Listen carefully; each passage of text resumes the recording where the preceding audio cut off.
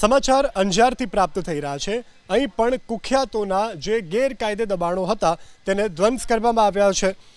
અંજારમાં કુખ્યાત આરોપીએ કરેલા ગેરકાયદે દબાણો પર પ્રશાસને કાર્યવાહી કરી છે।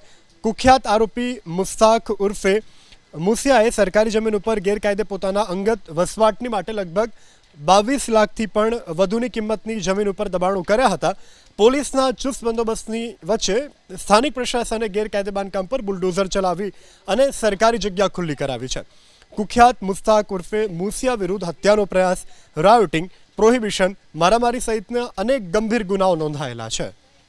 કુખ્યાત આરોપી મુસ્તાક ઉર્ફે મુસિયાએ સરકારી જમીન ઉપર ગેરકાયદે પોતાના અંગત વસવાટની માટે લગભગ 22 લાખથી પણ વધુની કિંમતની જમીન ઉપર દબાણો કર્યા હતા।